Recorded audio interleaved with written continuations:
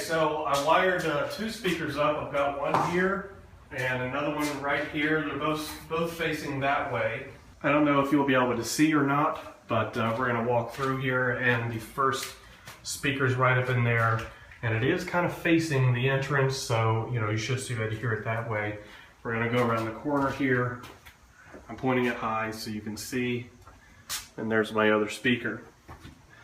Come around, and there's where everything is. I am going to have other speakers like facing this room as well. I just don't have those up yet. This could be temporary, I don't know, but I kind of pinned this a little bit to the wall and made it a little more kind of just out of the way. So this might be my kind of control panel area where I plug a lot of things in. I'll probably have a ton of them. All of those speakers run over here to my receiver. I decided to put it on the shelf because it's it's out of the way. There is my subwoofer that I'm actually going to end up putting right there in the middle.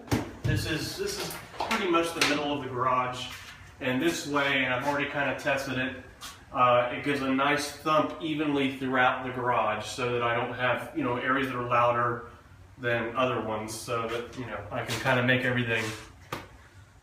So I took a break from the garage for a minute because I was thinking, where am I going to place all my props? And I thought about my pneumatic guy.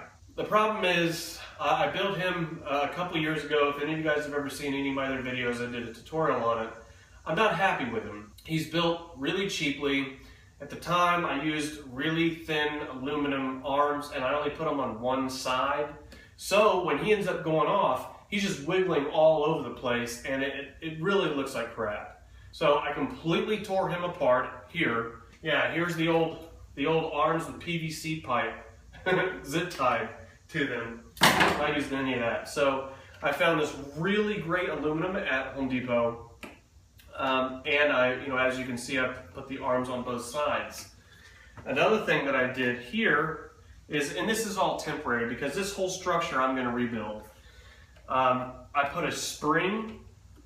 So I don't need a double acting cylinder.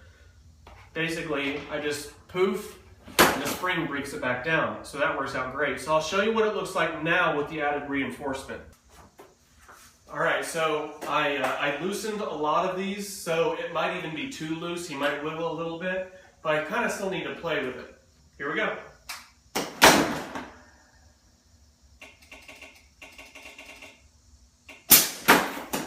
I mean, already so much better than the last one was. I don't mind if he goes like this, but to just come up and just wobble back and forth like a rubber band, I don't like that. So this is definitely much better. I'll figure out how to put a head on this. What I'm trying to do is take weight off too. So everything else I do, this is going to be very light.